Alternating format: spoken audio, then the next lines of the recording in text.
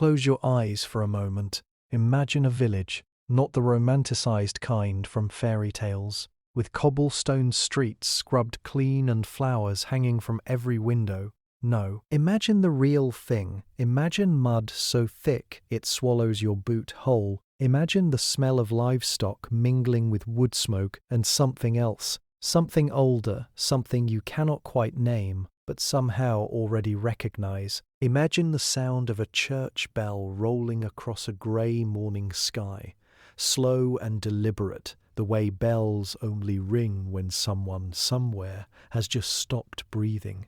This is medieval Europe, and death lives here, not as a concept whispered about in dark rooms or avoided in polite conversation.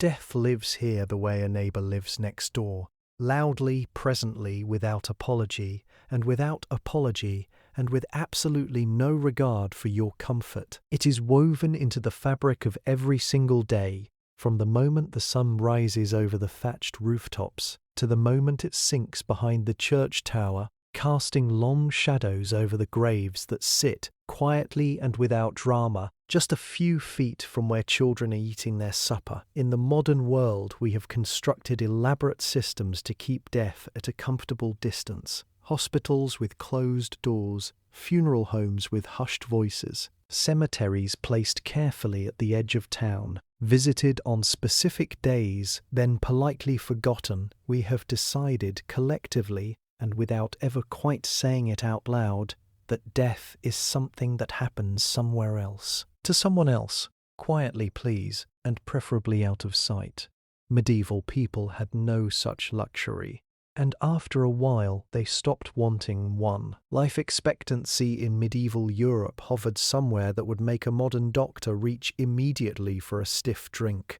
Plague arrived without warning and left entire streets empty. Childbirth was a gamble. A bad harvest was a death sentence. Infections that today require a brief course of antibiotics were then a slow, public, and deeply communal farewell. People did not die in private. They died in the rooms where they had lived, surrounded by everyone who had ever known them, in beds that would be slept in again by morning.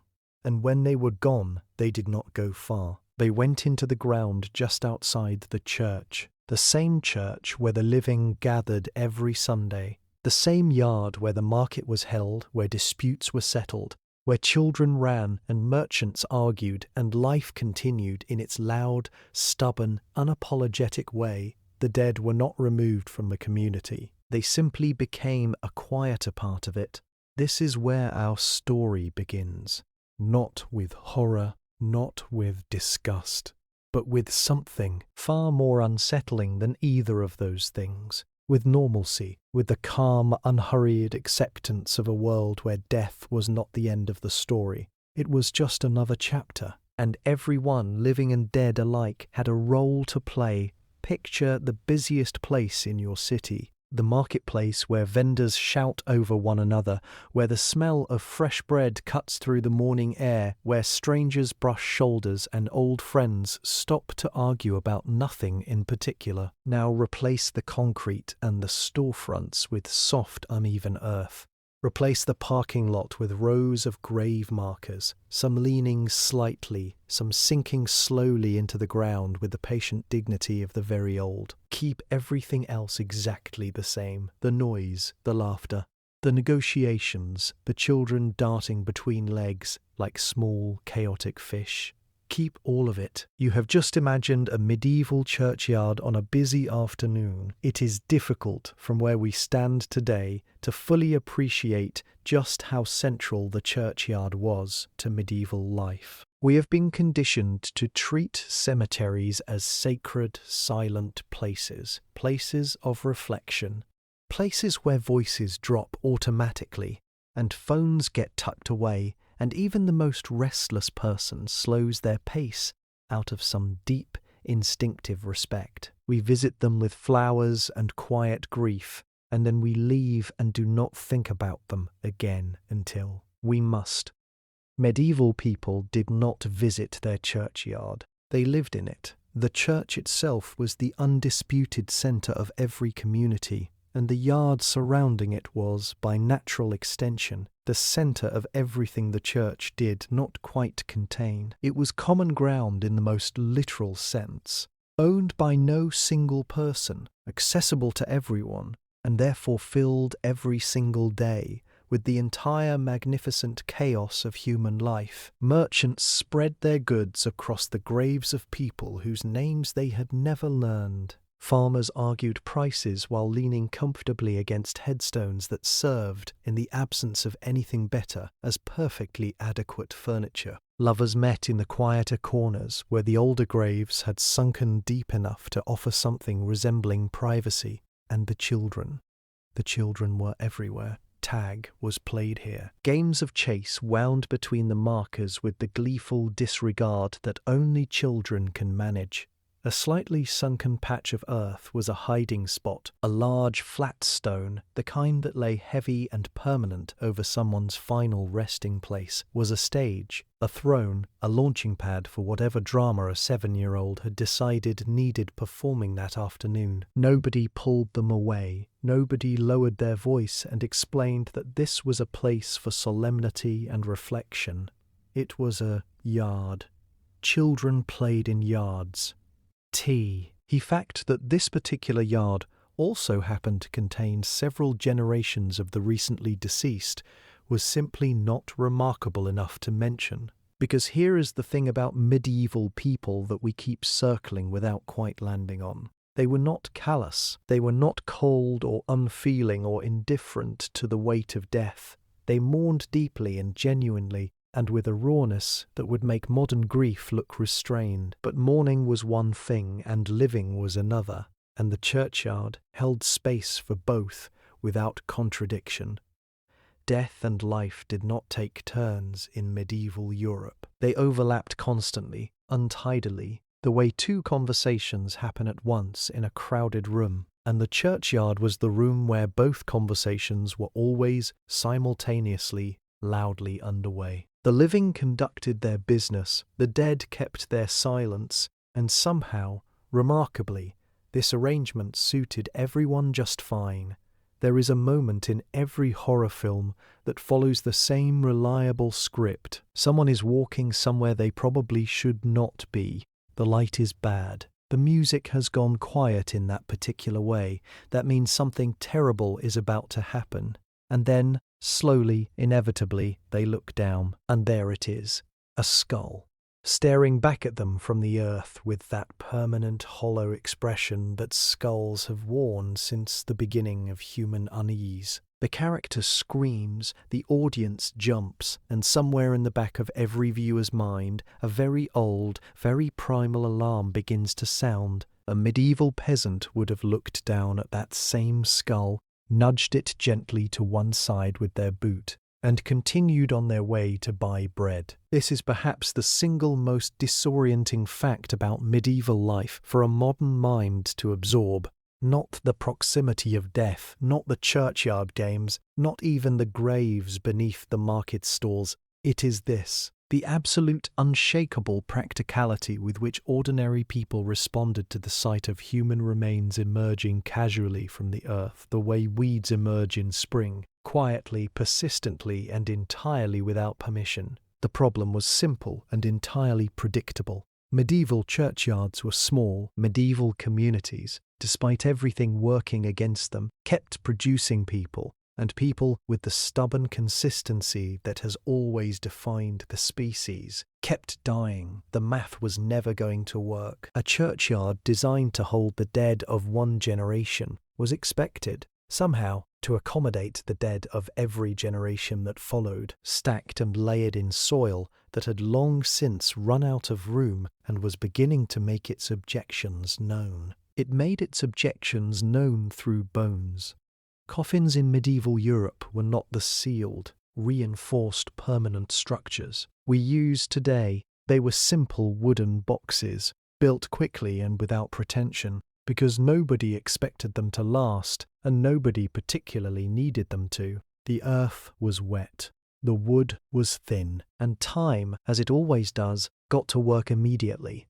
Within years, sometimes months, the coffin would give way, the earth above would shift and settle, and the contents, now subject to the full and impartial authority of gravity, would begin their slow migration upward. Rain accelerated everything. A heavy storm could do in one night what years of slow erosion managed gradually. Graves softened, soil loosened, and by morning there they were, bones surfacing at the edges of paths, near the roots of trees, in the corners of the yard where the ground dipped slightly and water collected, a femur here, a collection of finger bones there. Occasionally, with the dramatic flair that only nature can muster, an entire skull sitting in the open air with the patient composure of something that had simply been waiting for the right moment to reappear. And the response, every single time, was magnificently undramatic. Someone would notice,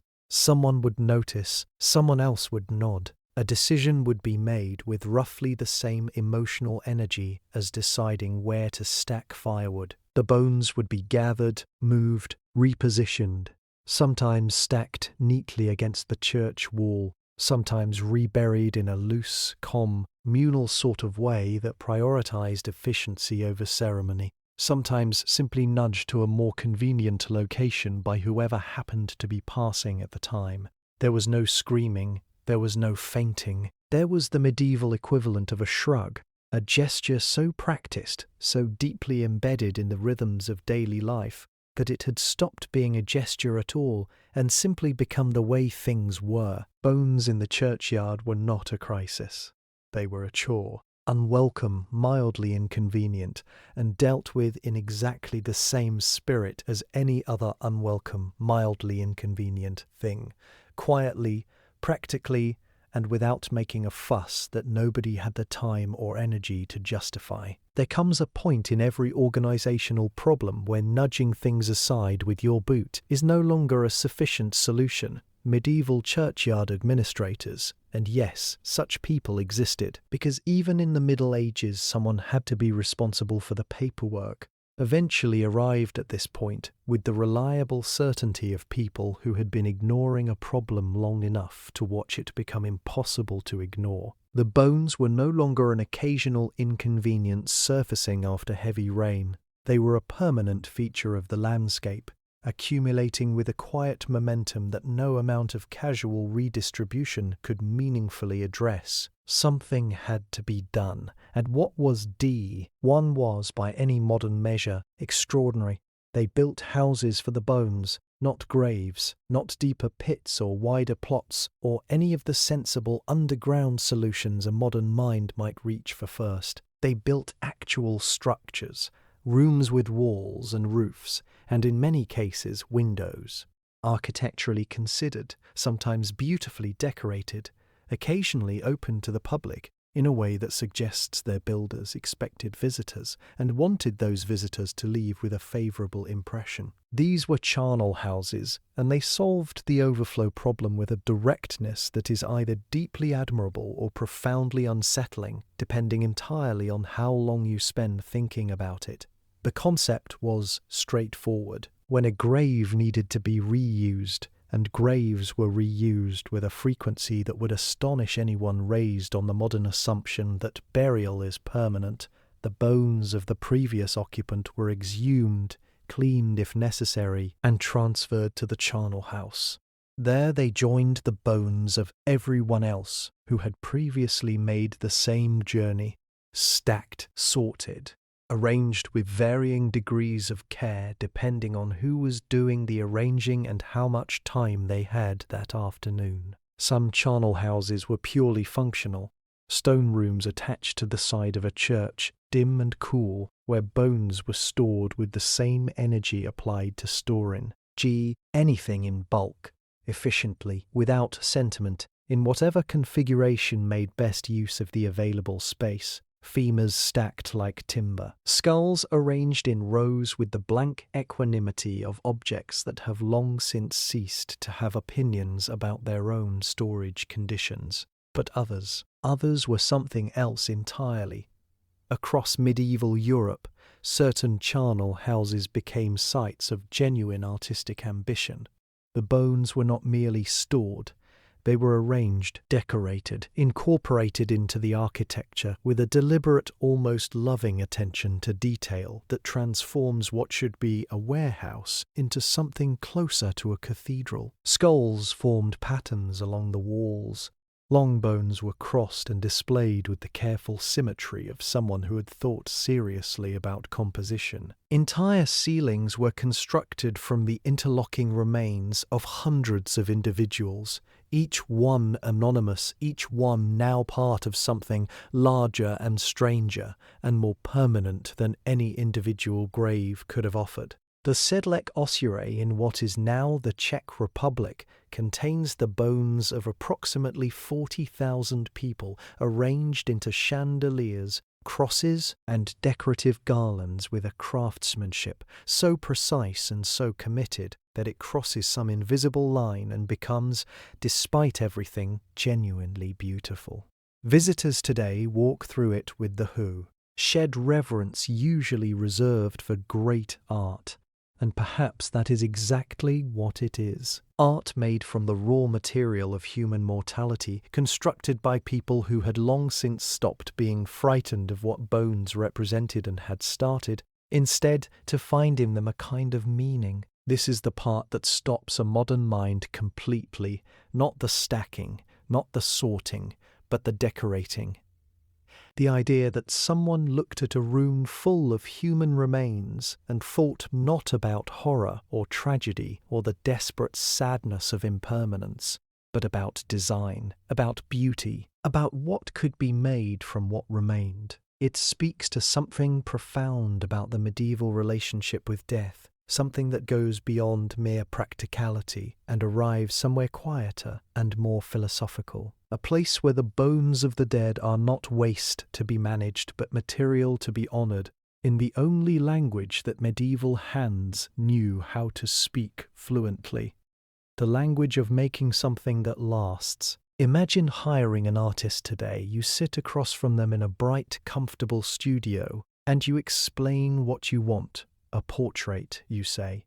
Something to hang in the main hall, something that captures life and vitality and the particular energy of a person, fully gloriously alive. The artist nods, picks up a brush, and begins. And when they are finished, they turn the canvas around, and there it is, your face, rendered beautifully, with care and skill and genuine talent. And beside your face, included without apology or explanation, a skull, grinning, patient, absolutely certain that it has all the time in the world, because it does. You would probably ask for your money back. A medieval patron would have considered the skull the best part. The artistic tradition known as Memento mori, a Latin phrase meaning, with the blunt simplicity that Latin always manages, remember that you will die, was not a fringe movement or a melancholy subgenre practiced by particularly gloomy artists in particularly dark studios. It was mainstream. It was celebrated. It was commissioned by wealthy patrons who wanted their portraits to carry this reminder the way a modern person might want their photograph to convey confidence or success. The skull was not an intrusion into the image of life. It was considered an essential component of it, a completion, a truth that made the rest of the painting more honest, not less beautiful, because medieval people understood something about death that the modern world has largely decided it would prefer not to think about. They understood that ignoring it does not make it smaller, it makes it larger.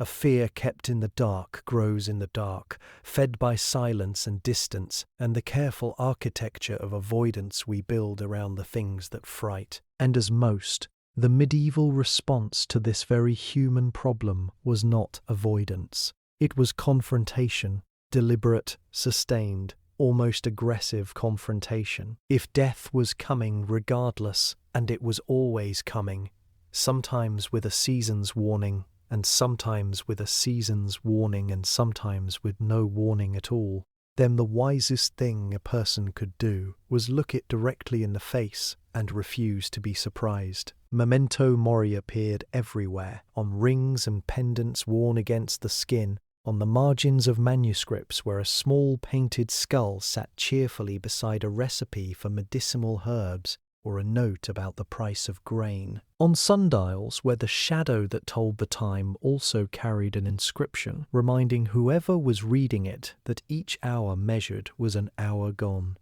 On the walls of churches, where elaborately painted skeletons danced in long, winding processions with figures representing every rank of medieval society, kings and peasants, bishops and merchants, all equal in the end, all partners in the same inevitable dance. This was the danse macabre, the dance of death. And it was, in its strange and serious way, one of the most democratic images medieval Europe ever produced. The dance appeared on church walls across France, Germany, England, and beyond, painted with vivid colour and surprising energy for something ostensibly about mortality.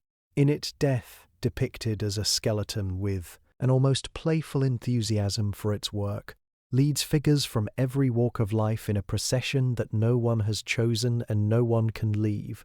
The Pope dances, the Emperor dances, the knight, the merchant, the farmer, the child, all of them dancing, all of them equally unable to decline the invitation. The message was not subtle, but it was not meant to be. Power, wealth, rank, beauty, none of it purchased a single extra moment. Death came for everyone with the same cheerful impartiality, and the only honest response was to acknowledge this, publicly and without flinching, in paint on the walls of the place where the whole community gathered every single week. And somehow, remarkably, this did not make medieval people miserable, it made them present. When death is acknowledged rather than hidden, life does not shrink in its shadow, it expands. Every meal eaten, every conversation held, every ordinary Tuesday afternoon spent doing nothing of particular consequence becomes something quietly precious when set against the backdrop of its own impermanence. Medieval people knew this, not as philosophy, but as lived experience. They had seen enough death to understand that the alternative to accepting it was a kind of paralysis that helped nobody and changed nothing. So they painted their skulls, they wore their death's head rings, they danced their danse macabre on the walls of their churches and went home afterward to eat their supper and argue with their neighbours and loved their children with the particular fierceness of people who understood in their bones that none of it was guaranteed. And perhaps that is not creepy at all. Perhaps that is the wisest thing they ever did. There is a particular kind of silence that falls over a modern hospital. You have felt it, almost certainly, the moment the automatic doors slide open and the outside world, its noise, its weather, its ordinary chaos, gets left behind. Inside, voices drop, footsteps soften. Everything is white and clean and carefully controlled, designed with deliberate precision to communicate competence and order and the firm, reassuring message that whatever is happening to human bodies in this building is happening behind closed doors, managed by professionals, and is absolutely none of your business unless you are directly involved. Medieval medicine would like a word. In medieval Europe, the human body was not a private matter. It was not managed behind closed doors by people with credentials and hushed voices and an institutional commitment to your dignity. It was public, loudly, unapologetically, sometimes spectacularly public, and the people watching were not considered intrusive or morbid or inappropriate for being there. They were considered an audience, because that is precisely what this had.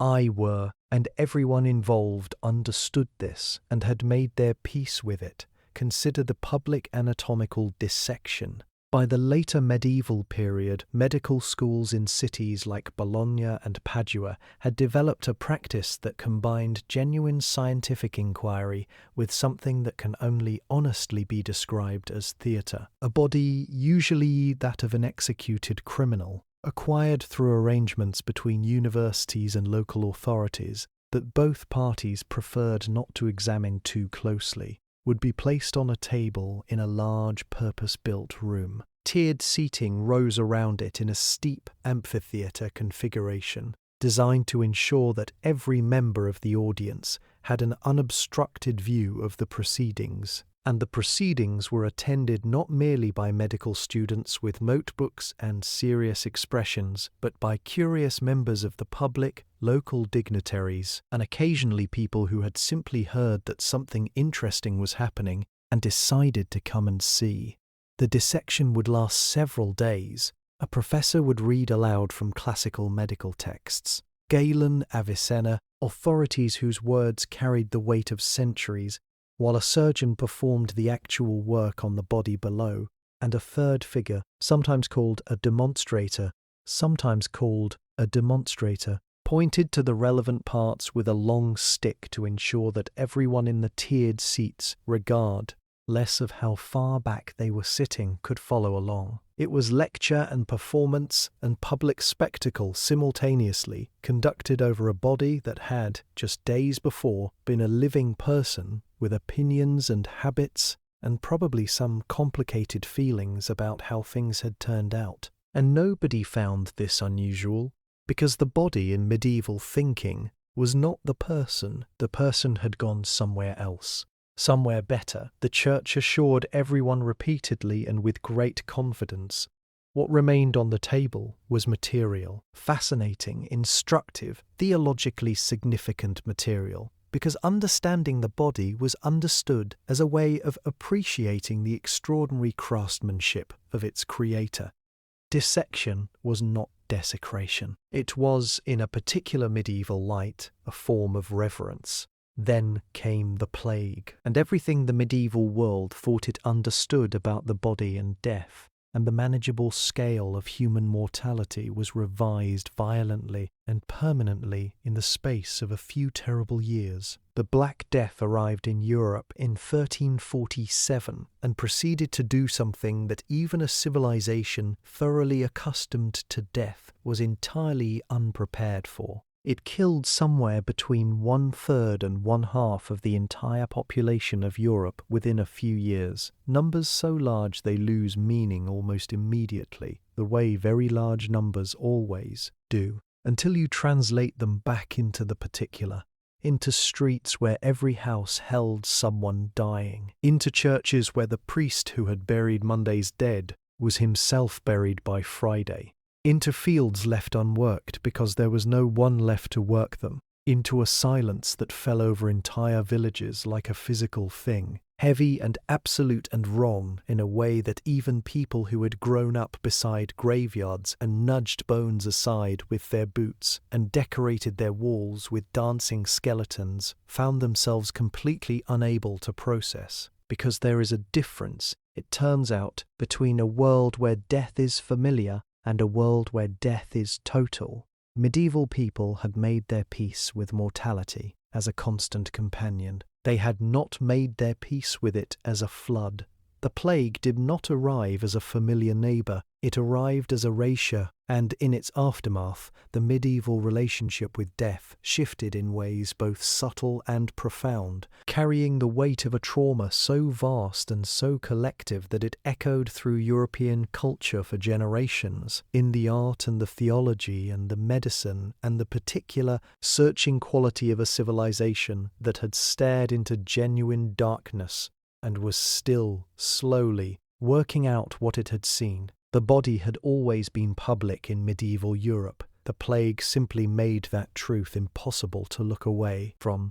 We have travelled a long way together through the medieval world. We have walked its churchyards in the early morning, stepping carefully over grave markers, while merchants set up their stalls and children chased each other between the headstones. We have watched bones surface after rain and been present for the unhurried, practical response of people who had seen this before and would see it again, and had long since decided that screaming about it helped nobody. We have stood in charnel houses where 40,000 people became architecture, and sat in tiered amphitheatres watching the human body become a public lecture, and traced the grinning skull across rings and sundials and church walls until it stopped looking like a warning and started looking simply like furniture. And now, at the end of all of it, we arrive at the question that has been waiting quietly this entire time, patient as a skull, certain we would get here eventually. What does it mean when something terrifying becomes normal? This is not a medieval question. This is the question, the one that reaches back through every chapter of this story and forward into the world we actually inhabit, with our hospitals behind closed doors and our cemeteries at the edge of town and our carefully maintained distance from the fact that every single person watching this video is with absolute certainty going to die. We have built an entire civilization on the project of making that fact feel less immediate, less present, less like something happening in the same yard where the children are playing, and more like something that occurs quietly and tidily, somewhere far away and comfortably out of sight. Medieval people would find this deeply strange, not cruel, exactly, but strange, the way you might find it strange to discover that someone has covered every mirror in their house because they find their own reflection unsettling. You would understand the impulse. You would not necessarily think it was making things better. Here is what we tend to assume about the medieval relationship with death. We assume that because they lived with it so constantly, so visibly, so without the buffering distance we have constructed between ourselves and mortality, they must have been either traumatized by it or numbed to it. But the only options available to a person surrounded by death from birth are suffering or indifference. That normalcy in the face of something so absolute must come at a cost, must represent a loss of something, sensitivity perhaps, or imagination, or the basic human capacity to be appropriately horrified by horrifying things. But the evidence suggests something more complicated and more interesting than either trauma or numbness. The Memento Mori rings were not made by people who had stopped caring about death. They were made by people who had decided to care about it differently. The dance macabre was not painted by artists who had become indifferent to mortality. It was painted by people who had looked at mortality long enough and honestly enough to find in it something that resembled, if you tilted your head at the right angle, a kind of dark and genuine comedy, the recognition that the universe is entirely indifferent to rank and wealth, and the careful plans we make for Tuesday is not, when you sit with it long enough, only terrifying. It is also, quietly and unexpectedly, a relief. Because here is the thing that the medieval world understood, and that we, in our sanitized and carefully managed relationship with death, keep having to rediscover.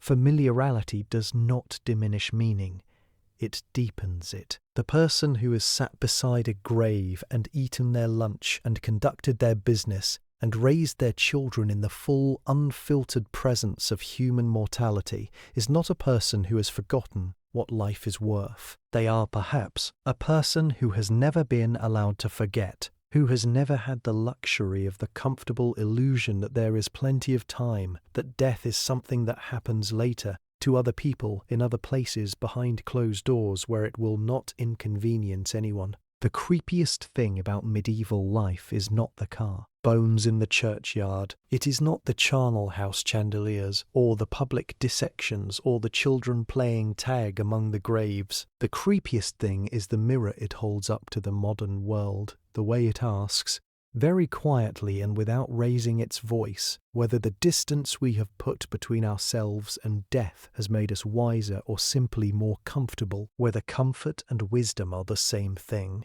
whether a civilization that has hidden death so successfully that most people reach adulthood having never seen it, never touched it, never stepped over it on the way to buy vegetables, has solved a problem or simply stopped being able to see it. Medieval people lived inside the truth of their own mortality every single day. They built art from it, philosophy from it, community from it. They found ways to laugh at it and ways to honor it and ways to carry it that did not require pretending it was not there. And when we look back at them now across all the centuries and all the distance, and call their world creepy, we might consider the possibility that they are looking back at us with equal bewilderment, at a world that built its houses for the living and hid its houses for the dead at the edge of town, at a world so committed to the illusion of permanence that it forgot, somewhere along the way, how to sit comfortably with the one thing that has always been